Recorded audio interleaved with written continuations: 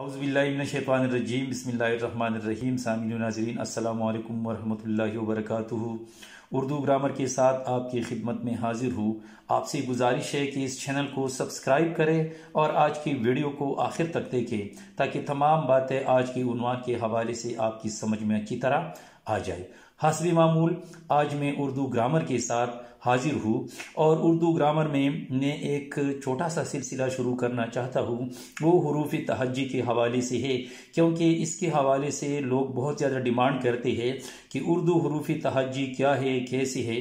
اس پر میں پہلے ہی بہت سی ویڈیو کر چکا ہوں، لیکن حروف تہجی کی معلومات کے حوالے سے یہ ایک سلسلہ شروع ہونے والا ہے۔ تو سب سے پہلے ہم خاندانوں کے حوالے سے بات کریں گے کہ اردو حروف تہجی کے خاندان کون کون سے ہیں اور یہ حروف اصل میں ہے کیا اور ان کی تفصیل کیا ہے۔ تو آج ہماری پہلی قسط ہے، یعنی قسط نمبر 1 میں ہم دیکھیں گے بے کا خاندان، یعنی بے کے خاندان میں کون کون سی حروف ہے۔ تو آپ ملاحظہ کر سکتے ہیں بے، پے، تے، ٹھے اور سے۔ یہ 5 حروف تہجی کے جو خاندان کے حوالے سے ہے وہ بے خاندان سے تعلق رکھتے ہیں۔ اس کی ذرا تفصیل ملاحظہ کر سکتے ہیں آپ کے۔ سب سے پہلے ہے بے، تو یہ حروف تہجی میں دوسرا حرف ہے اردو کی حروف تہجی میں، یعنی اردو کی حروف تہجی میں اس کا شمار دوسرا ہوتا ہے۔ فارسی اور عربی میں بھی یہ استعمال ہوتا ہے اور ان دونوں زبانوں میں بھی یہ دوسرا ہی حرف ہے۔ ہاں، ہندی میں یہ حرف جو ہے یہ 23واں ہے، اور اگر ہم اس کے ابجد کی حوالے سے بات کریں، یعنی اس کا حساب لگائے، تو حساب ابجد کے مطابق اس کے اعداد جو بنتے ہیں وہ 2 بنتے ہیں، کیونکہ یہ الف کے بعد آتا ہے۔ الف کا عدد ہے 1 اور 2 یہ بے کا عدد ہے، تو عدد کے لحاظ سے اس کے اعداد بنتے ہیں 2۔ پھر اس کے بعد جو حرف ہے بے خاندان میں وہ ہے پے۔ تو پے یہ اردو حروف تہجی میں تیسرا حرف ہے۔ یہ عربی میں مستعمل نہیں ہے، یعنی عربی میں یہ استعمال نہیں ہوتا کیونکہ عربی میں اس کی آواز نہیں ہے۔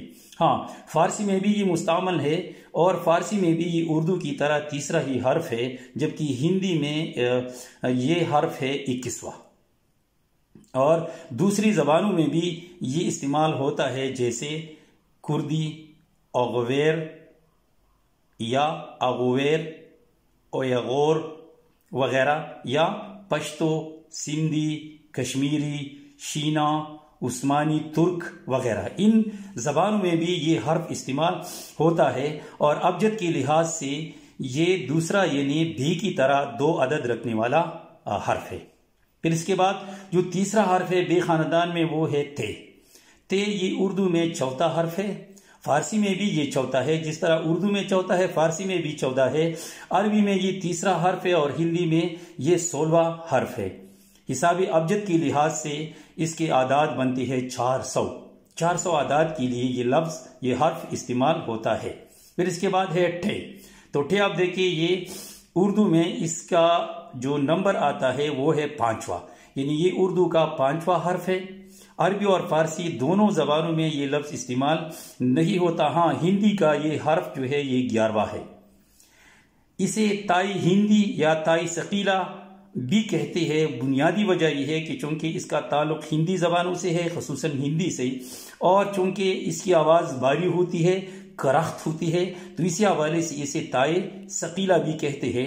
حساب ابجد کے لحاظ سے یہ تے کے برابر 400 اعداد پر مشتمل ہے۔ اور بے خاندان کا جو آخری حرف ہے وہ ہے سے، جسے عربی میں فے کہا جاتا ہے، سا کہا جاتا ہے۔ اردو میں یہ 6واں حرف ہے، عربی میں یہ 4تھا ہے، فارسی میں یہ 5واں ہے، اور حساب ابجد کے لحاظ سے یہ 500 اعداد پر مشتمل حرف ہے۔